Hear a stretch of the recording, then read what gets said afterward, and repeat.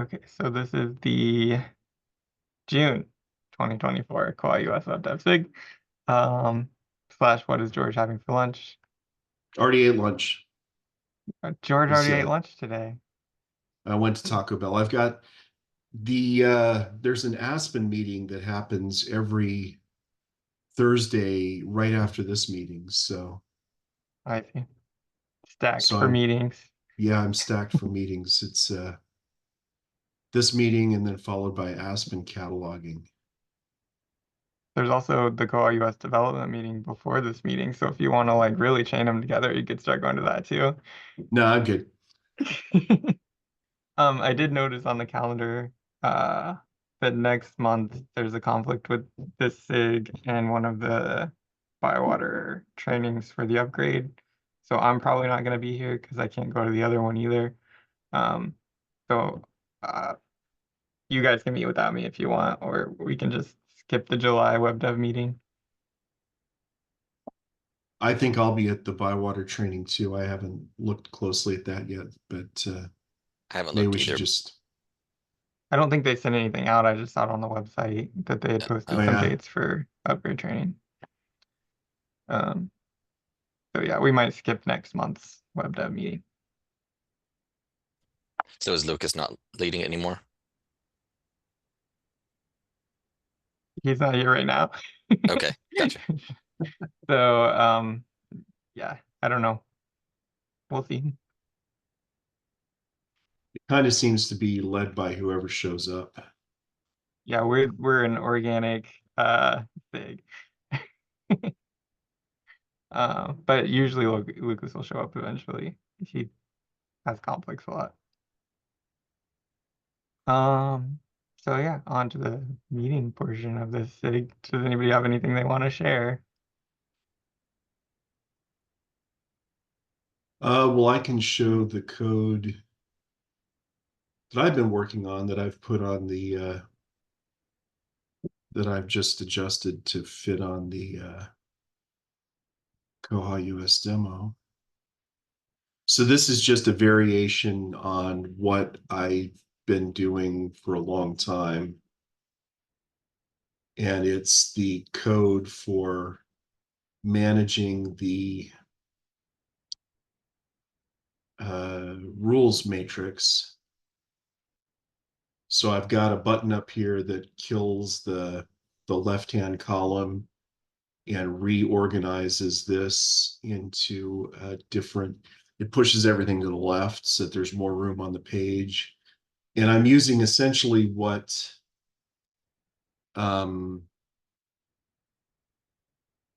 Jason, or not what Jason, what Lucas had modified of that original code of mine for click. And what I did is I added a show all button. So this gets all of this stuff on the page. But then I've got a button here to go back to the defaults, which are the ones that I set to hide automatically when I load the page. But then I set another one that just shows the circulation rules, which almost fits on a page by itself. Look at that. It's so close. You're just missing the edge of those buttons on the right. And then one that just looks at the fee related columns. And same thing, it fits on one page. And this one just shows request related fields. And this one suspension related fields, which we don't use, but I figured if I wrote this broadly, somebody out there might actually use those. I've never met anybody that uses them, but there they are. So, and the code that I did is all in jQuery and it's in GreaseMonkey. But basically, I just took a lot of the code that was already existing and modified it to get these extra buttons there. So look at that. Circulation rules all on one page. Beautiful. Very nice. As opposed to show all, which is, I think the one time I did expand it to fill as many screens as possible, it fills both of my screens and just a little bit of the third. So I worked on that this week, and the rest of the stuff I've been doing all has to do with SQL and reports and cataloging, so not really web devy stuff. I've been fiddling with a few things. My brain's been 11 different places, but I can share some of the stuff I've been playing with. Maybe. So this is what I was talking about with the circ rules, and I didn't get very far. But I've been playing with data tables responsive for the OPAC, which I was talking about last month, using for the cart. And then I was like, well, why can't we play with it in the circ rules table? So what my thought was with it was you get showing your defaults basically. So these are my defaults, the rows or the columns I want to see, and then make it so it's responsive to the page. And then when you click here, it pops up the entire thing. And this is as far as I've gotten. But it would be nice to be able to make it so when you click edit, it pops up that window, and then you're just editing one rule line all on one page vertically in modal. Right now it doesn't work that way because, like I said, I didn't get any farther than this, but that was my idea for changing the layout to make it more stomachable. And then maybe in the modal dividing out the sections like you've got where it's like fine, suspensions, checkout dates. Yeah. I like this so far. Yeah, that's It's neat. nice to.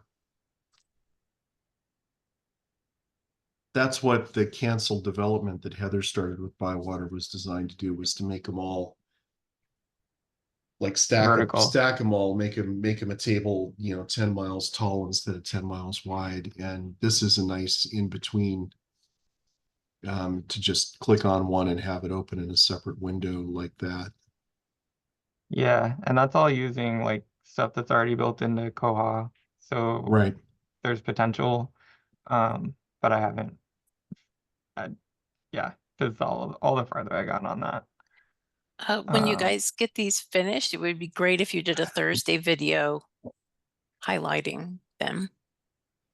There is a Thursday video on one of the older versions of my code. Yeah, I've seen it. So the big advantage that the way that Lucas, the parts that I stole from Lucas, the big advantage they have is you don't have to go in every time there's an update to the table and reorder the columns, renumber them to get the ones hidden or not hidden as needed. Yeah, and right now I'm doing that the not good way. The old-fashioned way. Yeah. So I'm going by and saying these are the columns I want to be visible by number, which is not the good way to do it.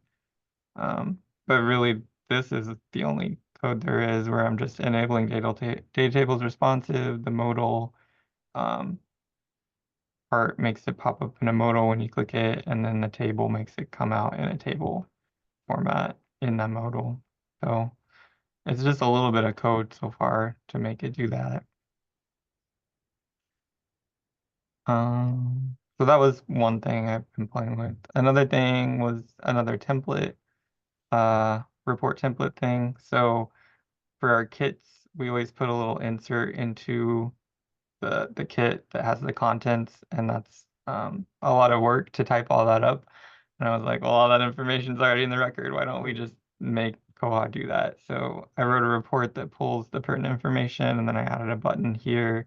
Whenever it's an SEKLS kit, it'll show the print insert button, which goes straight over to the report template results for it, and then pull in a barcode, because that's primarily what we need it for, is to easily check them in and out. We've got those one cheaters, and then we've got the this is just pulling from the description field, so we can print that out and put it in the kit and not have to do any extra typing or make typos and that sort of thing. So I'm going to include that one in my presentation. It's a lot simpler than my overdues template thing, so that's probably going to be my main example for my presentation on Texas, is how to do this part of it, because it's a pretty basic template toolkit template. And the worst part was the button. I mean, getting the button to pull the barcode from, I actually had to pull the barcode off of here because this column doesn't have a clash. So I'm pulling the barcode off the URL of the print label button. But it works. So that was my second project of the week. And then I also worked on this a little bit, the little timeout thing, because I've had people complain about it timing out while they're typing messages up here. Like if they're typing a really long convoluted message, then sometimes it'll exit automatically in the middle of typing. So I just set it up so when you start typing, it resets the countdown timer. So that works up here too. So it Cool. resets it as they type, so they never run out of time writing those really, really long messages. As long as they keep typing. As long as they keep typing, yeah. I also changed this one so that the timer can be set by branch, and that got really, really messy. So like the code just keeps getting longer here, but I've added arrays. So like the 5-minute library is Chanute, the 30-minute library is Fredonia, and then I had to set the different Right. key up checkers for each one so that it would reset to the right time. So this just keeps getting bloated, and there's like repetition of code, so I'm sure I can write that in a cleaner way, but I haven't figured that out yet. And it Why do works they now, need- so why bother? Why do they need 5 minutes? That's crazy. I'm a marshmallow. That's what I've been told. I'm squishy and I let people have what they want if it's possible. So, 5 5 minutes minutes. seems excessive.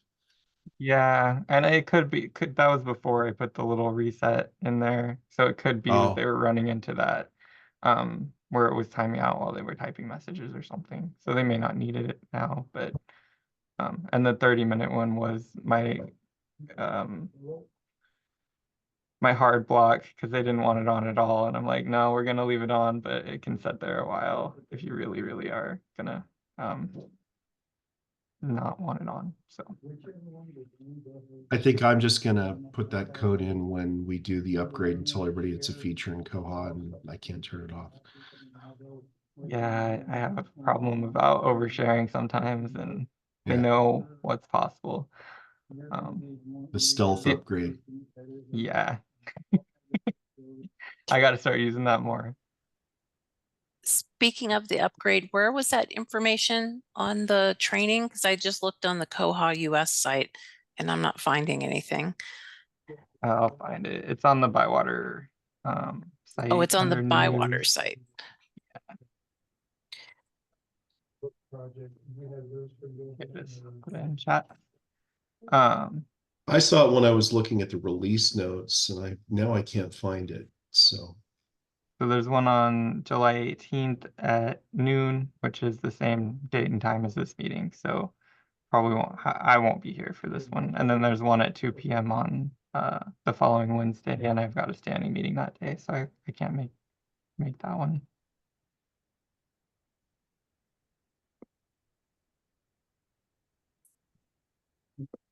Has anybody started digging into the upgrade at all? Chanel, what version did you come up on? 2311. So you're in you're on the version that we're not going to get, right? Right. Okay.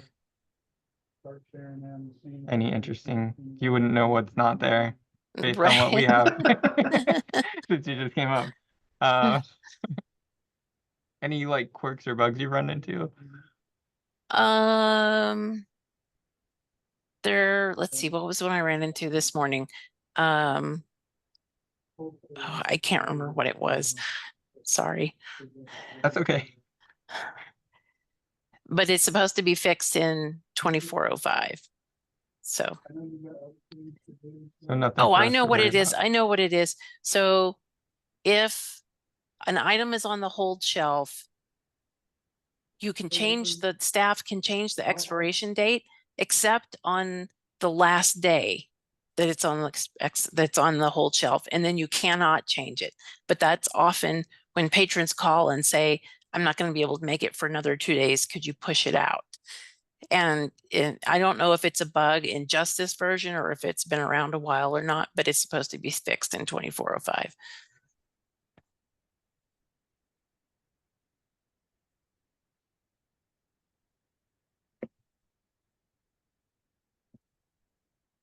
I stuck a link in there to Bywater's version of the release notes.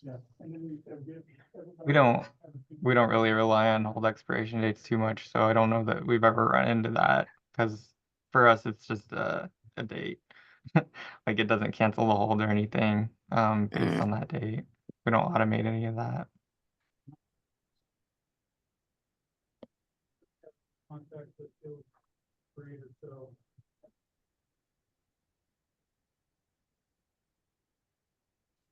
And I know that 2405 is supposed to have so that when you pay a bill, it automatically gets marked as lost and paid for. You don't have to manually make that change.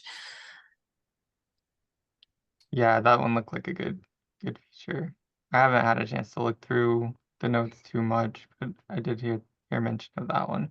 Anything that removes steps from staff workflow is good for us, because a lot of times those steps get missed.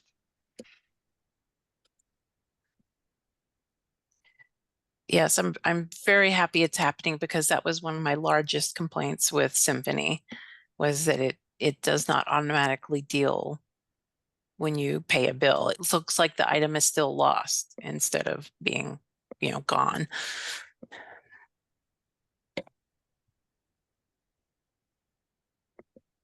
Did they change the upgrade schedule? Because I thought we would normally be doing 2311, or maybe I missed something. They're doing a double upgrade this time to catch us up closer to release. George knows more about that than I do, I think. Yeah, I was talking to I think I was talking to Brendan, and they've always kept us like on old stable because there were fewer bugs. Christopher is here and he probably remembers this. The first upgrade that I went through with Valnet and that CIN went up through, they upgraded us to like the new version, like almost immediately after it was released. And this would have been like 3.08 or 3.8 or 3.10. And it was full of bugs. I mean, it was bad. The worst one was one that removed everybody. It made the grace periods invalid. So every day we were running reports to see which items were being fined during the grace period. And that went on for about 2 months. And then they got that bug patched. And then they decided, and this would have been in 2012 or so, that they would not be putting their customers on the brand new version like the day it was brand new, because they kept running into this where there were all these bugs. So then they went and decided, they would wait until a new version was released and then put their customers on the previous version. So when everybody else went to 3.12, we stayed on 3.10 until 3.14 was out. And then all the Bywater customers went to 3.12. And then 3.16 was released and all the Bywater customers went to 3.14. So we were always a release behind, because that way the bugs were in the past by the time we hit that release. And so then what the problem, remember making a big stink about that.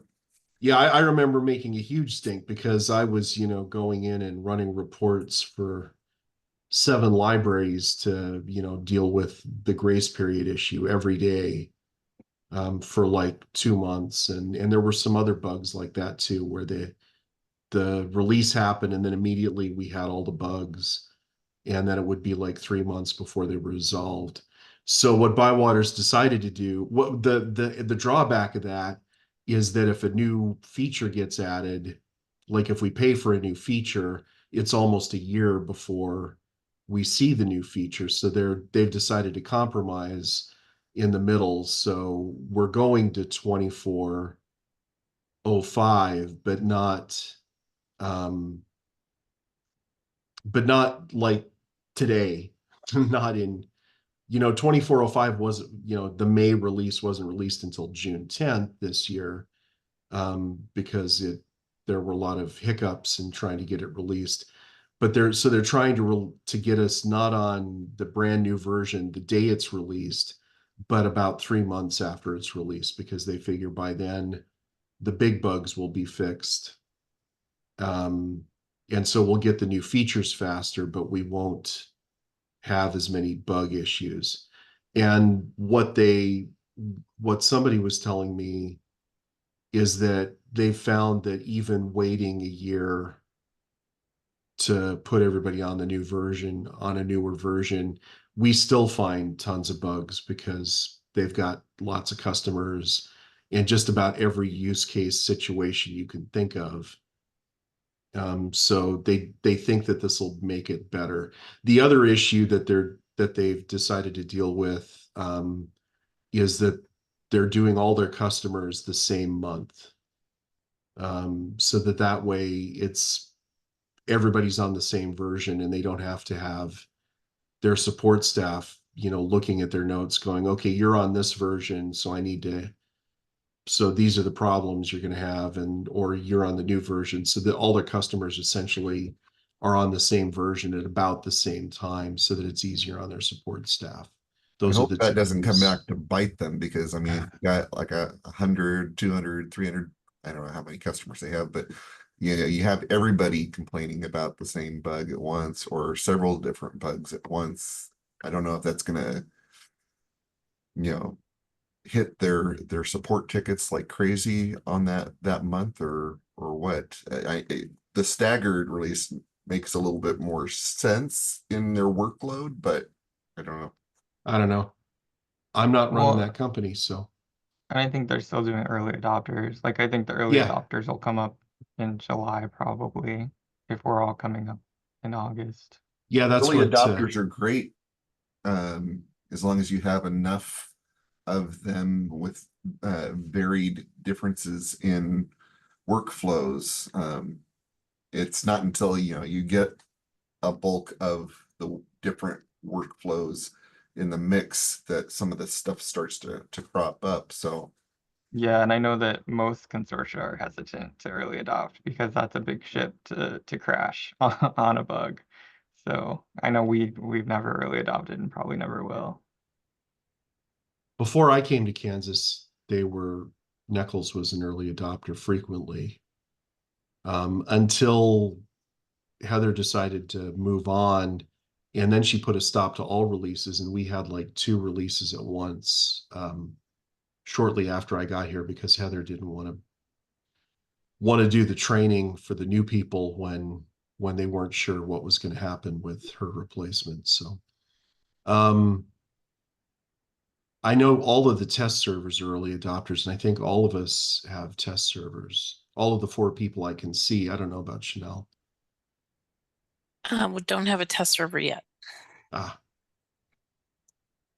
So I look forward to having our test server upgraded so I can go in there and break it and figure out what, training needs to be done. So I Yeah, noticed something odd yesterday, and I mentioned this to Jason, but I was looking at my test server and I was realizing it's one security update behind for some reason from the production server. I'm not sure why they didn't push the update to that test server. It's odd.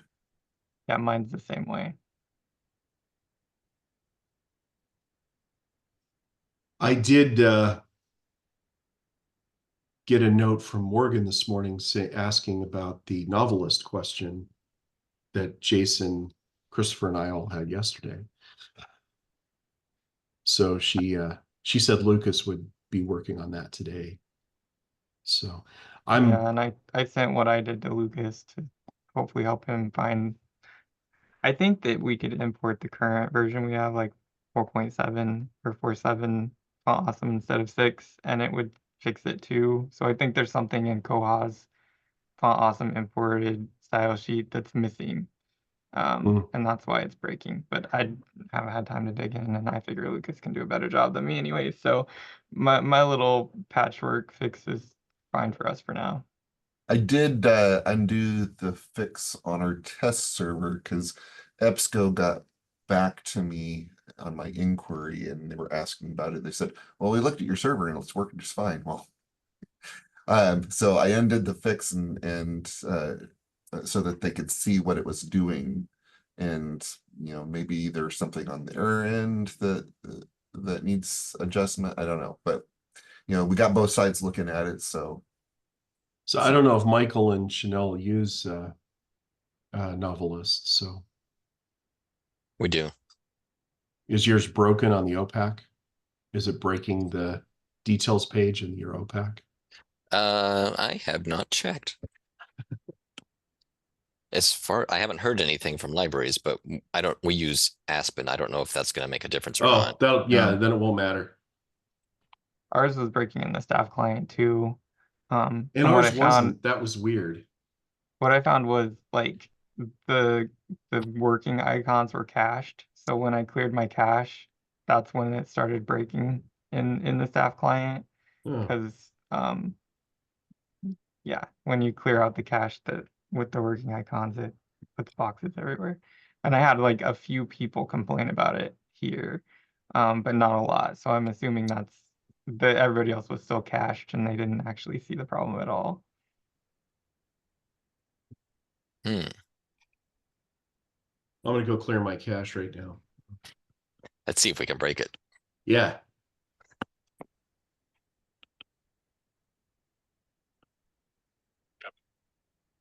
Incoming message.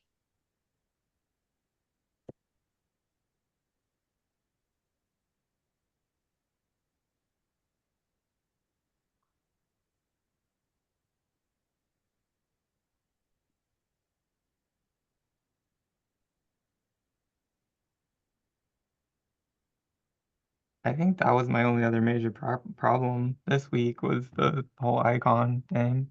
And I realized like I kept telling people, you know, they're just icons. They're not that important, but some of those icons actually are the only thing on the page. Like the navigation icons when you've got search queuing back and forth are just, if those are just squares, it doesn't make any sense. Like a lot of the icons are associated with a word and that's fine. So when the icon's not there, you can still do what you need to do. But it was a little off-putting that some of that stuff just doesn't make sense without having an icon. Yes, it's doing that on ours too. Yeah. So what I did was I imported a newer version of Font Awesome using a CDN, and I just did that by putting the script into the IntranetNav syspref because that's on every page, and I can put what I put in the chat. I clear the cache and I don't have a problem. I'm on a page that's loading Novelist and You mean on the staff side? on the staff side, yeah. I did put in the fix on our OPAC navigation tools, but I didn't put it in on our staff client because we weren't having the problem, and it's not causing a problem in our staff client, it looks like. So I think it has to do with Goodreads because I could replicate it when Goodreads was the only thing coming in that novelist box, and it looked like Goodreads is using Font Awesome icons for the stars. So I don't know. yeah, I've got I pulled up a copy of Christmas Carol by Dickens, and it's got the novelist content and it's got the Goodreads 4 stars on it, but it's not breaking and I just cleared the cache and it's not breaking the icons. So I don't know what's going on. And we have our novelist on the staff client displaying as a tab. I wonder if that has something to do with it. That's how mine's set up. That's how ours is. Oh, well, then that's not it. So I don't know. It was a weird problem. Are the filled stars and the empty stars both font awesome? Because there was something weird. So When I was I trying to logged look in. at those, it was kind of hard to tell it was font awesome at first. Yeah, there's like it's using SVGs to generate them or something and paths and stuff. It's weird. It is weird. I just logged into your site, George, and your Novelist looks different than mine. So it's using like the older version of Novelist. Oh. Hmm. Is there a newer version of Novelist? Yeah, they cheated you on an upgrade at some point. Well, that's super. Let me I can share my screen. But it did break on our OPAC, so Yeah, it's strange. What was my Very email odd. again? I don't know, the icons look quite a bit different too in the new version. Yeah, so let me share my screen Yeah. here. They're a little thicker. So this is what ours looks like, George, and yours doesn't look like this. no, ours doesn't look like that at all. So I think these are font awesome, and yours are and mine using like an aren't. older image thing, and I think that's what's breaking it, but I don't know for sure. What are you seeing on George's? Oh, hold on, let me We'll let George share. I don't want to share his staff client. okay, Dickens Christmas Carol.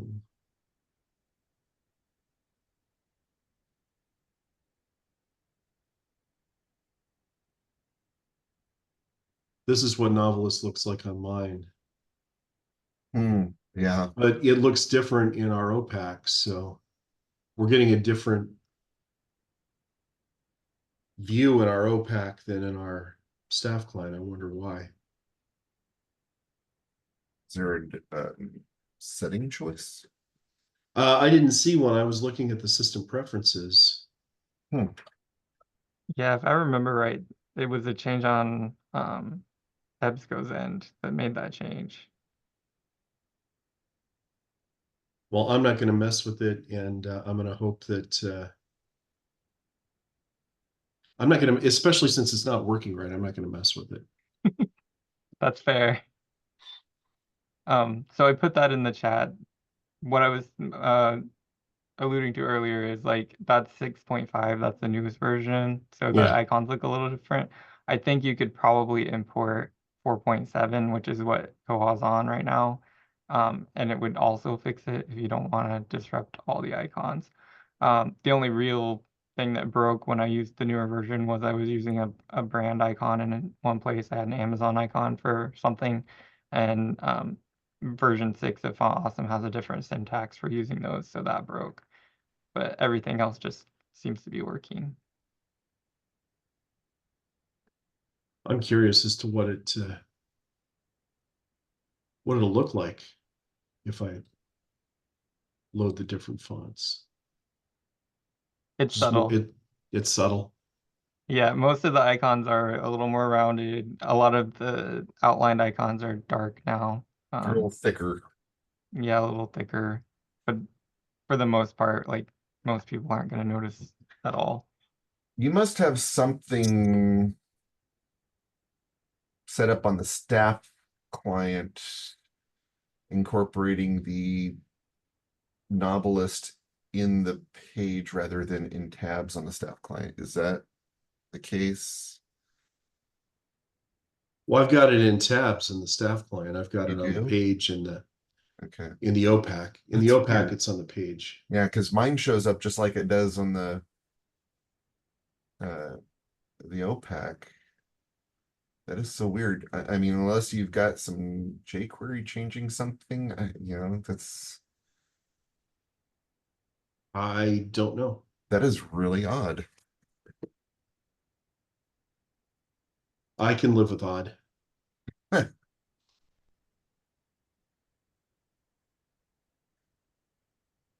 Although, well, wait a minute.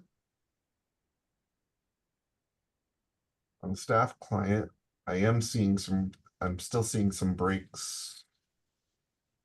Oh, because I don't have the fix on the staff side. So yeah, I am seeing the breaks in the font awesome. So I need to apply that to the staff side too. I thought I just heard a communicator. Good. Oh, okay.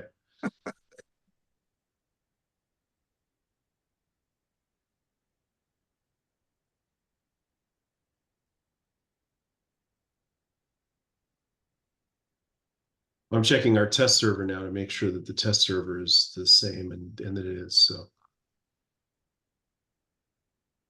So Christopher, you said that your test server was a different version than. Yeah, it's back one Yeah, so is mine. release. Yeah.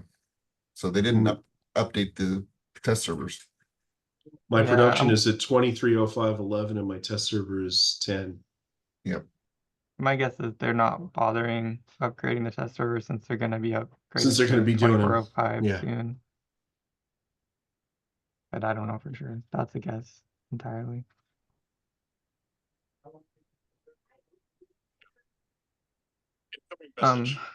Is there a So- footer for the staff side? Sorry, what'd you say? Is there a footer for the staff client? No, I always thought that was weird. I think there's one if you turn on the languages, like the language selector will be there at the bottom, but otherwise there's not. So that's why I put it where in do you the, stick it on the staff side? I put it in the IntranetNav syspref because that's on every page. It's at the top, which isn't proper, but it works. That's also where my confetti library lives, up in the IntranetNav, so I can use it anywhere. Just in case you need emergency confetti, right? Yeah, absolutely. Your funfetti. So Chanel, how's it going with your what is it, 2 days or 3 days? 3 days. It's bumpy. SIP connections have been very challenging.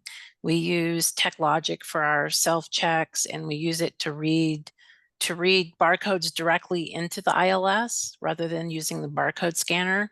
And all of that is having issues. Fortunately, I don't personally have to deal with that. I have a colleague who's working on the TechLogic stuff. And just anything that authenticates, like easy proxy isn't working right. It seems to be that the SIP fields, like for example, with easy proxy, there's no SIP field that shows what library the patron is from. And I need that information because depending on whether they're a public or an academic or whatever, they get access to different databases. Yeah, the SIP field for the patron home library can be sent in a second AF field. But like if you're a Bywater customer, you have to be sure to tell them that you want that data sent in the second AF field. Okay. And it has to be configured for each different SIP connection. Yeah, it seems like the vendors, because I know with one of the vendors we're working with, that's what they did was they set a second AF field, but the vendor's still having trouble because how do they know which AF field they're after? If they would just put it in the AQ, everything would be golden, but we had issues with one of the, I don't remember which company that we did business, that some of our libraries was doing business with, where they couldn't read the second AF field at all, but they could read a borrower extended attribute. So I duplicated for those libraries, I duplicated the borrower home library in a separate borrower extended attribute, and then had Bywater set it up to send that as a field. And then I asked the vendor to validate on that field for the home library. And that worked, but it required a bunch of extra steps. yeah, that's the sort of thing that time goes by and then it bites you in the butt because you don't remember the details. At least that's what happens to me.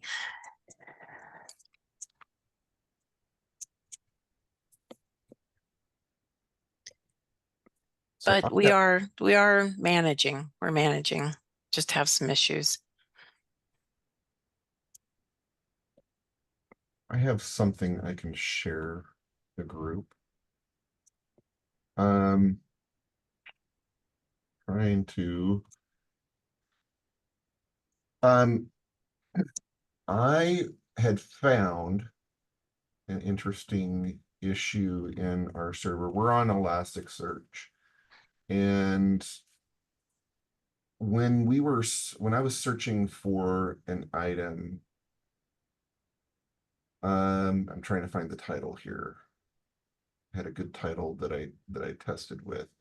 Basically, what had happened is when I searched a title and I searched for it, with the it was, I can't remember if it was singular or plural, but when I searched for it correctly, if it was plural, the title came up. But if I searched for it singular, I can't remember if it was the other way around.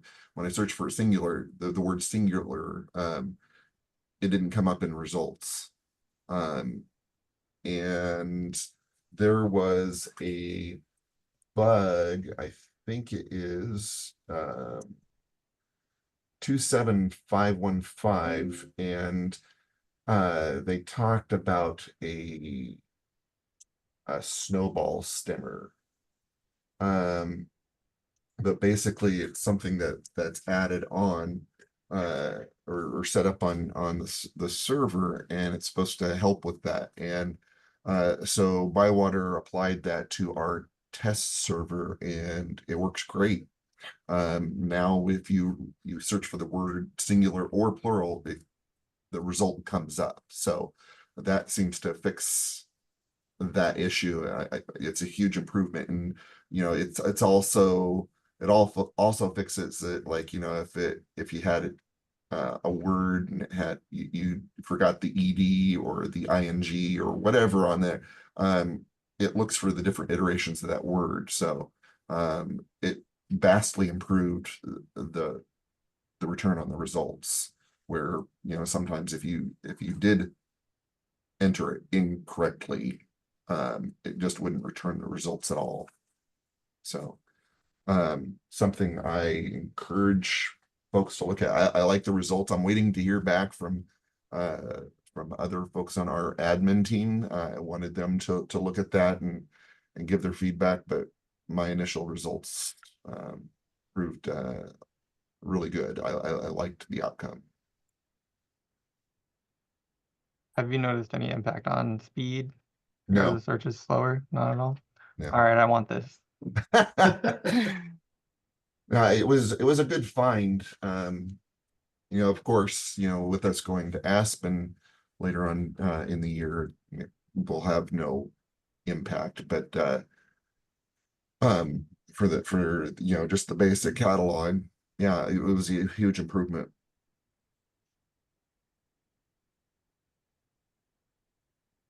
Well, and does it affect searching in your staff interface too? I believe it affects both sides. Okay. Yeah, I think I tested because it you're on both even sides. if you switch to Aspen, you're still going to have to search in the True. staff interface. True. So, yeah, I recommend it.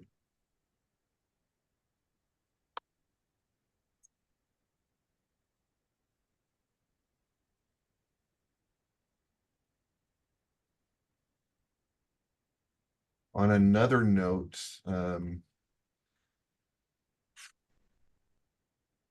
I guess this is more sysadmin than, I don't know, than web dev, but I am our consortium is talking about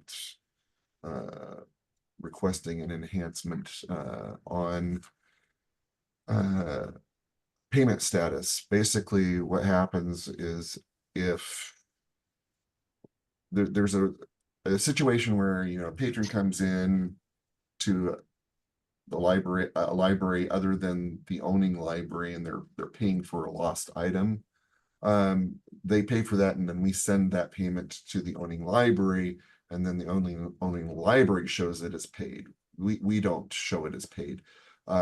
So it keeps that patron in that limbo and not able to do any circulation in that limbo. And what would be helpful is a new payment status that would show that it was paid, and releases that patron to allow them to continue to search stuff, but then then the record is showing that such and such library has that payment, and it holds basically that library responsible to get that payment to them. So it releases the patron from their obligation because they've done their part, and basically places it in the hand of the searching library that needs to fulfill their end of things. So we're looking into shaping an enhancement for that.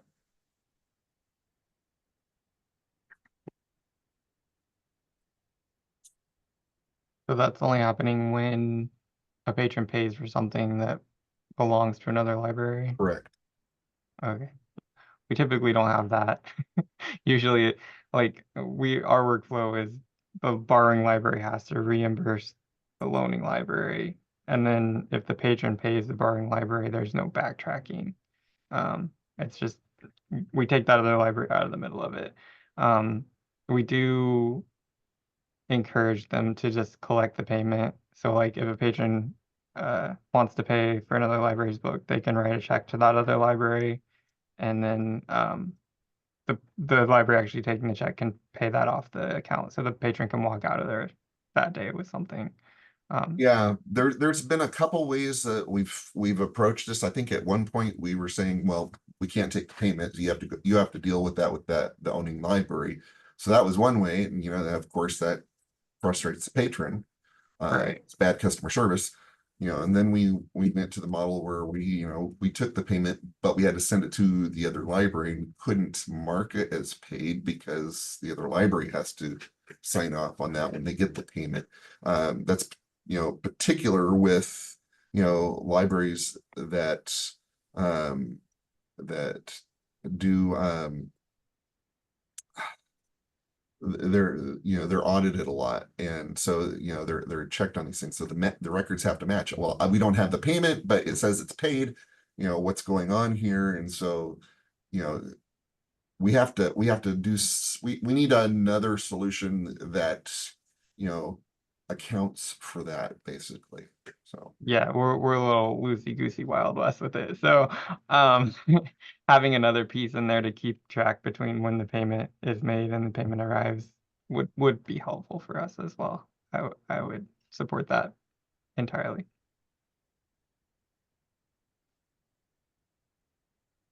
I've been playing around with some jQuery. I'm still very new to it, but trying to do something hopefully fairly simple where when you do a search in the main search bar and then click on one of the other tabs to go to checkout, check-in, or whatever, that it selects and highlights whatever is in the search box so that you don't have to clear it every time. But I'm having trouble getting that to work. I think I'm having trouble figuring out how to actually select the text. But the first thing I tried was this, but that wasn't working. So then I tried using head search box, the ID, or the class head search box instead of the ID find borrower, and that still doesn't seem to be working. So I'm just kind of trying to stumble through it, and I kind of ran into a wall. I don't know if I know there's some stuff on the jQuery library that has focus, but none of them that I can find that are particularly with that search box.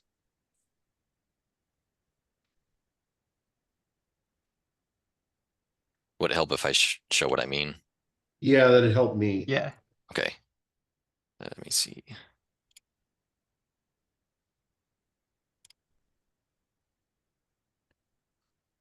So if you do a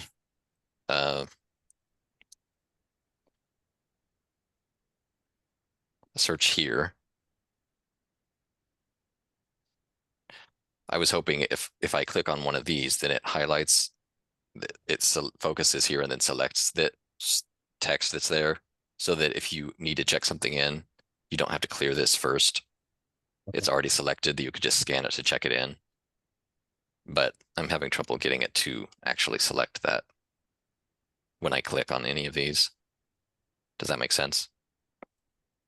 The way that I deal with that is I had people that like Koha when it didn't remember what the search was. And I need to find it, but I just have it so that when the page loads, it clears the search box. Oh, So that you never have that. It might be a persistent. system preference now. Yeah, it might be.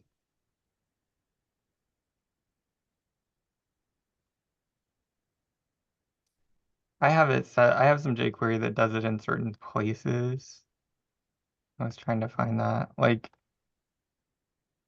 but yeah, I think that would end some frustration for me too, if we could get it doing what you're wanting it to do. I don't know if anybody else has run into this, but ever since the page has been updated with a new look, I've been having issues with the buttons. It's like I'll go and click on search, and it doesn't always take. It could be just my computer, because I'm in the midst of having to rebuild a new computer because I'm having other issues on this one. But I've had issues with that, but it's also been frustrating. It's like I'll go over there and I have the term up there, and I think, oh, I need to I want to search the catalog, and so I go over there and hit that, and then I find myself waiting. It's like, oh, I forgot I got to hit the search after that. It's like, I wish it would know that there's something in that box when I hit that, and it just goes ahead and does the search. Yeah, whenever people start complaining about this, I'm like, Koha's smart, but it can't read your mind yet. Like, it doesn't know that you don't want that word in there. What's up with that? Where's the AI? Coming along, I'm sure. So this is an example, Adam or Michael, sorry. Somebody did that the other day. I'm like, no, his name's Michael. And now I'm doing it. So on this was one, Barbara. I'm checking. It was Barbara. I'll blame Barbara. So on this one, we're checking to make sure I'm on the catalog results page, and then if there's no results found, I clear the search form. So that might be something, a different sort of approach where, like, if you're on your search results page and you click on checkout or renew, have it just wipe the value out at that point. So you would have to capture that event of when you're switching tabs. right. Okay. But yeah, Thanks. I haven't dug into that hole either, but that sounds like a fun project to work on. Yeah, I can't find the code I use to keep it from remembering. Because I got too much jQuery. I've got 2,924 lines of jQuery. I've Which is been too feeling that much. lately too. I'm like, do we really need all this junk that I put in here? Yeah, that's the way I feel about it. So that's why I'm leaving the enhancements to my changes to the rules page in Grease Monkey. It's just better off there. So These are the two system preferences that control some of that. So that might also get you somewhere if you turn one off but not the other, but I don't know. We have it turned on, set to retain, and then I'm using jQuery to clear it where I don't want it. The big complaint I got, and the reason I set up the one that I shared, was because I have libraries that'll like search the catalog on barcodes and stuff, and like if it doesn't clear when there's no result found, they can't, it like messes up their workflows if they're scanning barcodes into the search the catalog. It's weird, I don't know, but anytime that's turned off, I get like assaulted. Well, I can see retaining the search. The reason we kept that is because sometimes it's helpful to look back and see what you actually searched for. Yeah. But then Yeah, the best of both worlds would be if it would just select it and then you could just do something else that would not clear it, but Right. Yeah, and I don't, is that possible? I've never done that. Highlight text with jQuery. I think that's doable, but I can't think of a Actually- time I've actually done it. now that I think about it, Lucas might have set something like that up for me some time ago. Let me double check.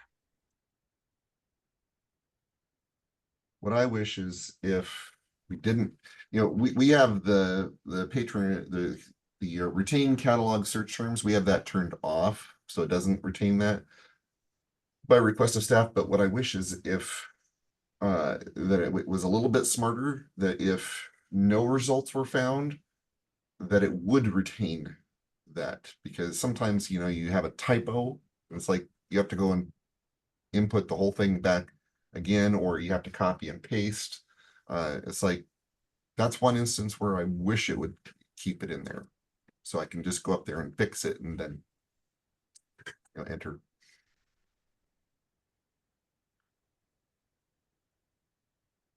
Well, I think I'm going to go to the Aspen catalogers meeting. I bet that's where Chanel went. So Yep, we can call this one. Thanks everybody. I wasn't well, optimistic that we'd fill the whole hour, but we did. No problem. yeah, and I don't So- remember any of it. So I look forward to the recording. All right, we'll see you at the next one. Like I said, I won't be here in July, but if you guys want to meet without me, I don't care.